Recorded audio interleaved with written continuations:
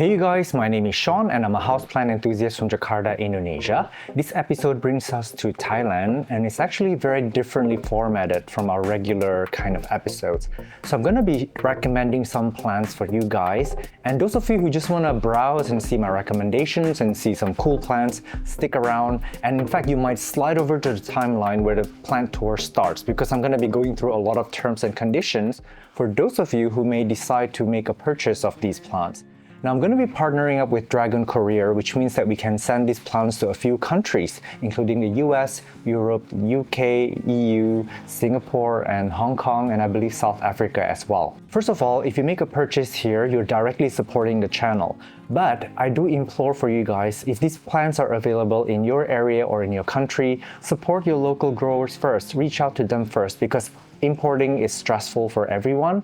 But this is a good chance for you to acquire some plants that otherwise might not be available to you. And the reason why I implore for you to support your local businesses, your local sellers, is they work so hard and they live in your area, so logistically speaking, it's a lot easier. And I do think that we should support our local communities before we reach out to the international. And this is actually a Kickstarter for me, as I'm starting to launch some business projects out of Thailand, and that would include some selling of plants. So I'm trying to figure out which method works best. And this is just like a 1.0, just for me to start and get it going, to learn about who my audiences are they buying, what are they looking for, how's the pricing, how's the logistics, and all that stuff.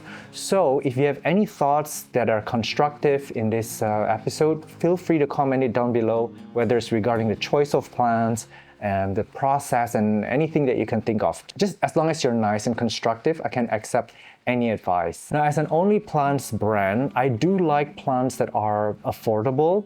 So for me, it's all about exotic plants that are unusual, that are beautiful. They're usually easy to care for, or maybe challenging in some ways, but I'll definitely give you some red flags if they're harder to grow. But then some of them are also interesting to propagate. They are plants that are everlasting, timeless. They could have strong implications for our gardens, or possibly just plants that used to be expensive, now they're affordable. And maybe plants that can still propagate and still find some value, and you can still trade it for other plants. And while we use Dragon as a shipping service, if you have your own, we can also work with your shipping service. Or if you live in a country where you can bring plants in and you have plans to come to Bangkok, we can also arrange that where you can pick up the plants and bring back on your own. And for your information, if I'm not wrong, if you live in the US, you can bring back less than 12 plants as long as we have phytosanitary certificate done in Thailand. And you have to enter through certain ports of entry in the US and declare them. So it is very possible for you to come and pick these up yourselves.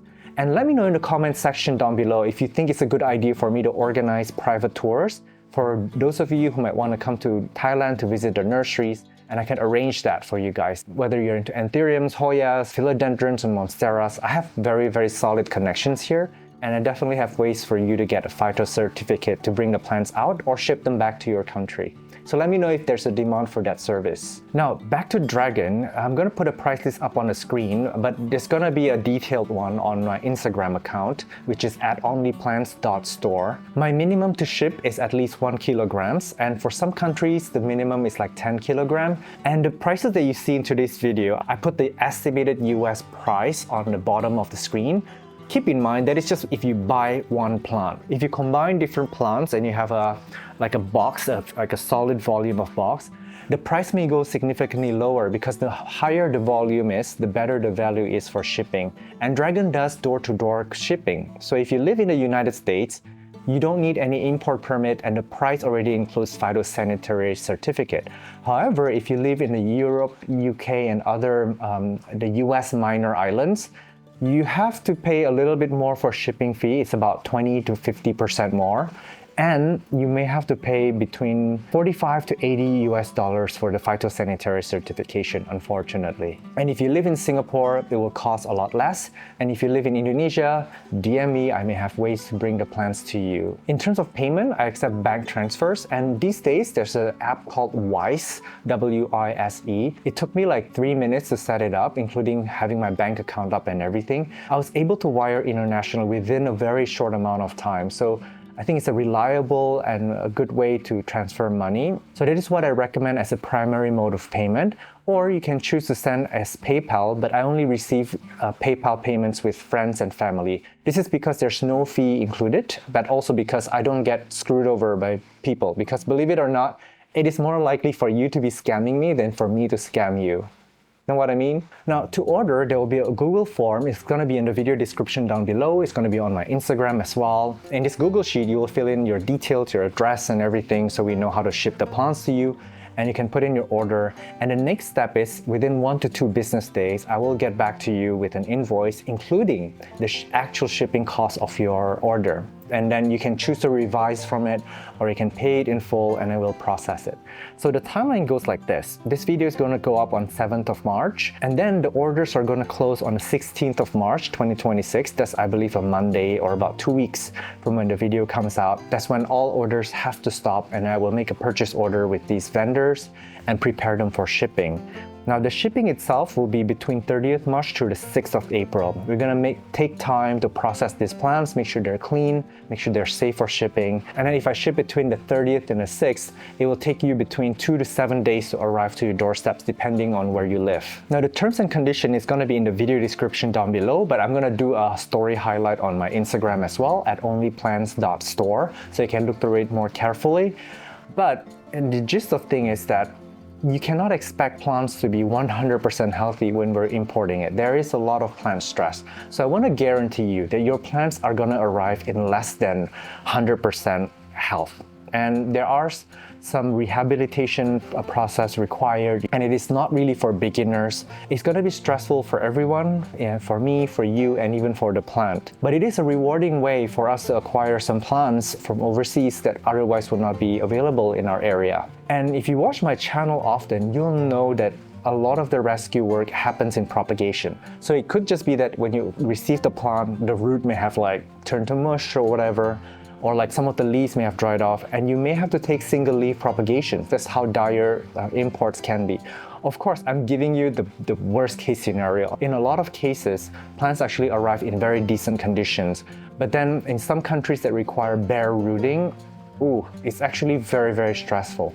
So if you watch a lot of my previous rescue and propagation videos, you'll definitely know what to do with these plants the minute you receive them. However, if you receive your plants in a super bad condition where it's rotten off, it's turned to crisp, it's just there's no rescue options available, I will replace you the plant out of my pocket. However, I cannot replace the shipping fee. This means that for the replacement plant, you are responsible for the shipping fee. In this sense, I believe that as a seller and as a buyer, we both are taking on this risk equally, because again, I want to be transparent that importing plants directly is not easy.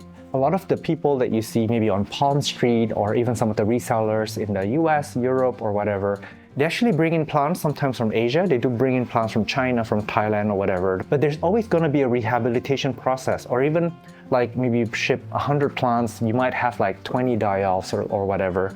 And it may take them 6 months to rehab them before they can make it available for sale for you.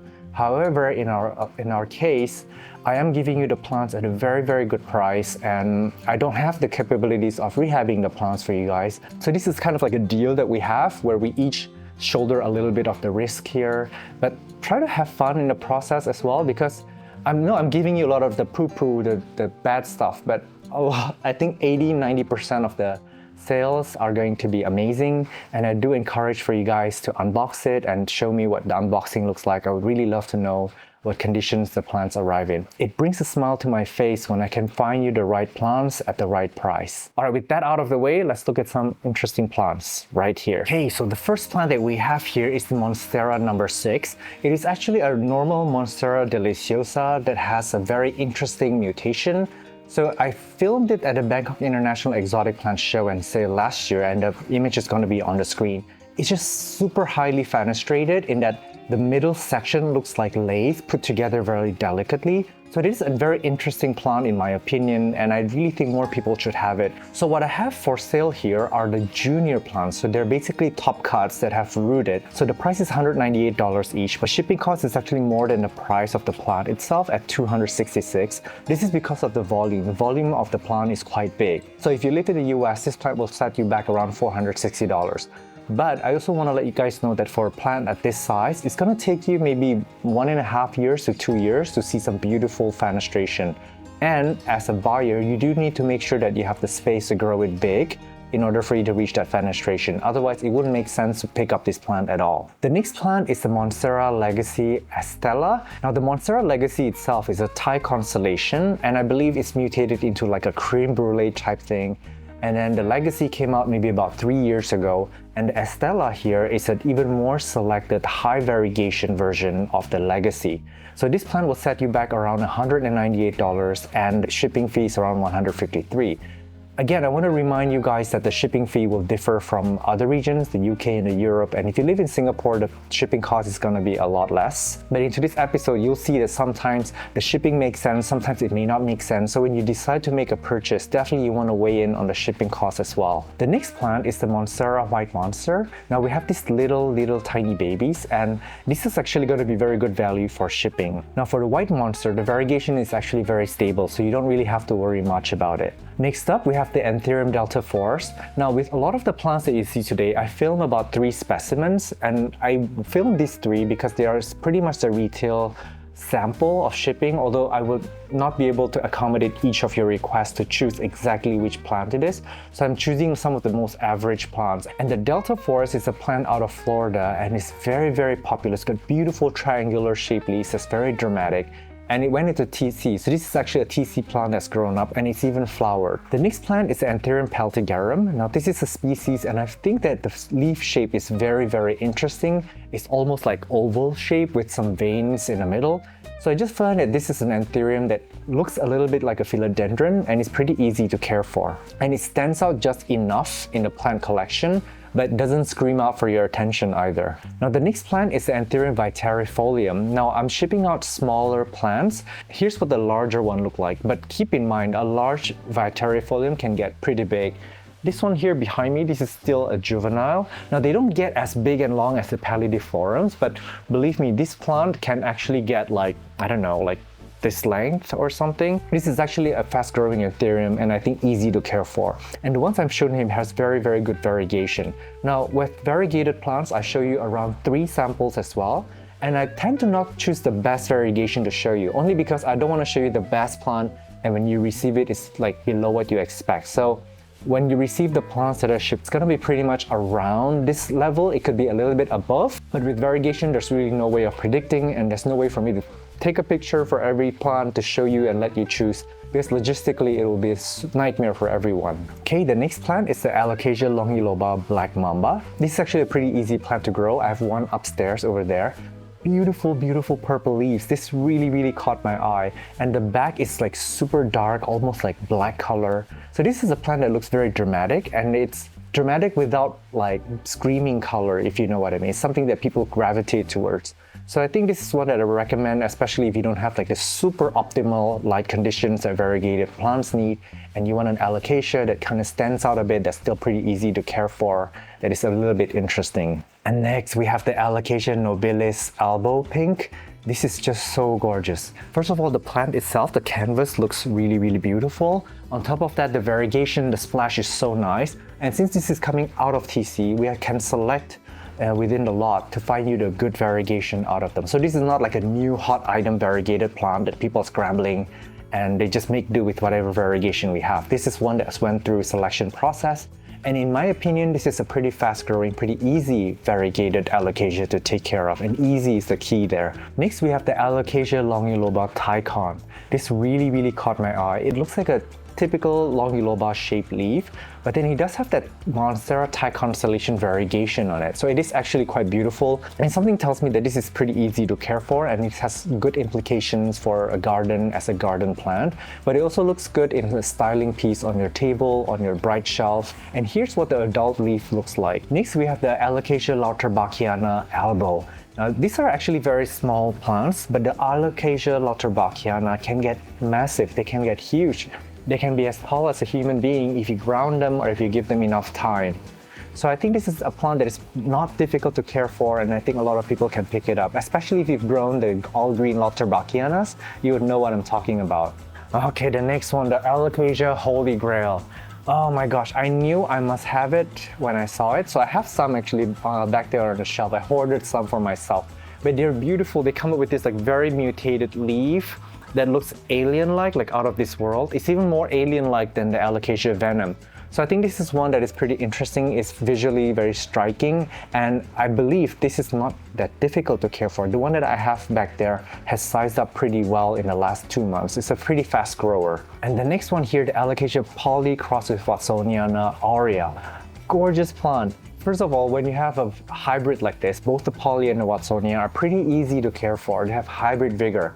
And the aurea variegation on them are so beautiful. I was gifted one 2 Decembers ago, and it grew up big, and I've managed to grow corms out of it. So there's going to be a care and propagation video for this plant, I think in the next 2 months or so. So be on the lookout for that. But this is a very easy growing Alocasia that is very generous about putting out corms. Next is the Philodendron Belle Isle. Now pictured here are the juvenile forms, but they mature up into this crazy beautiful philodendron with like twisty center in the middle. It looks totally out of this world, like whimsical. I filmed this about, I think 2 years ago in Bangkok. Before then it didn't have a name, but I believe the Rare Plant Fairy bought the mother plant and named it the Belle Isle. So now we have all these. This one is coming in from tissue culture, but it's actually grown well. So it is actually ready to take off and turn into a mature plant. And next, this is my favorite philodendron hybrid. And it is actually one of the first variegated philodendron hybrids that made rounds in the world. I think about 3 or 4 years ago, the Tortum and the Florida Beauty. And it's beautiful because its shape is very irregular between the Tortum and the Florida Beauty, and the variegation is very nice. And I actually have one over there in my garden that I'm trying to get it to size up. And I've seen many different sellers around the world in China, Thailand, and the US carry it. So this is a plant that has been grown and maybe even tissue cultured, if I'm not wrong. So there's quite a lot going around, but I do think that this is one that has timeless beauty to it. And in your collection, this is going to look beautiful because every leaf is going to be very unpredictable in shape and in variegation. And next we have the Philodendron Brand variegata. And this one is actually a fast growing plant. And the Philodendron Brand can actually mature up into this beautiful land-shaped leaf that's just gorgeous, but the variegated is actually quite new to the market, so they're actually still pretty expensive. So this is a plant where if I can advise you to get, you should probably propagate it as soon as you can. Maybe if you have like 7 or 8 leaves, do single node cuttings and then try to make a profit out of it, try to make a return so you can buy more plants, because this is a plant where I think the price will go down eventually, but now it's a good time. It's like in the middle section where, you know, a lot of competent sellers have it, but it hasn't grown to like the quantity where everyone who wants one can get it yet. All right, next we have the Scindapsus trubii albo. Now this one stopped me on my tracks.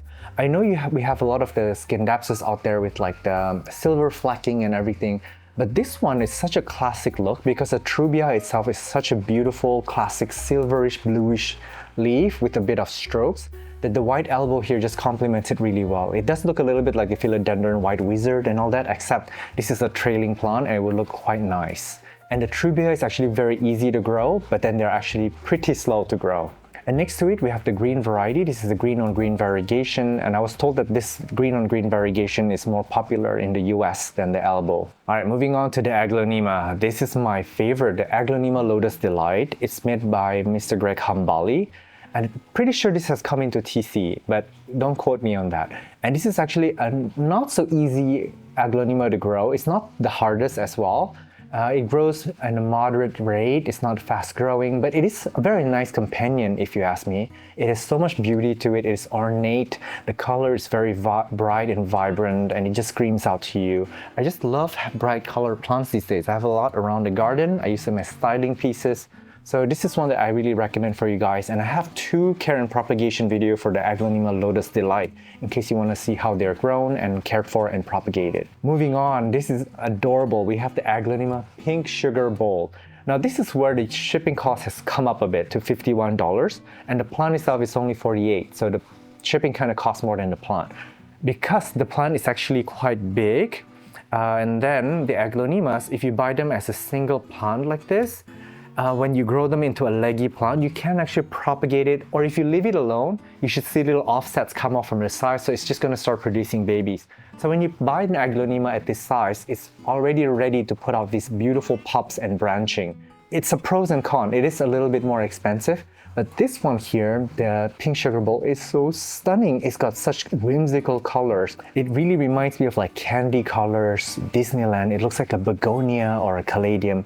It's totally out of this world. So I actually adore this one quite a lot. So the next plant is the Aglaonema Siam Diamond. And this is actually for those of you who favor the more green type foliage, because not everyone likes the full bright pink or yellows and oranges in your Aglaonema. So this has predominantly green color leaf, but enough color interest in the veining in that it's like pink, it's got some salmon orange on it, and I think this is one that's pretty soothing to look at. And as I mentioned earlier, this is a little bit expensive on the shipping side, but it is a plant that is ready to be matured and ready to put out new vines. So when you get a single plant, you might end up with a clump of it in no time. However, keep in mind with Aglaonemas, you do need to grow them in top light. They need to have even light from the top or a bright windowsill. If you grow them on a shelf, it's going to etiolate towards the shelf, losing that beautiful rosette shape. And next we have the Aglaonema mahaseri. This is also a beginner Aglaonema. It's got that very classic look. It doesn't scream designer Aglaonema, because believe me, there are some designer Aglaonemas that's coming to the market that are gorgeous, but one, they're very, very expensive, and two, they're harder and harder to take care of because the color of the Aglaonema has become more complex. So this is one that is actually pretty easy to care for. It screams Aglaonema without breaking the bank, and it's one way for you to practice the care and propagation of Aglaonemas.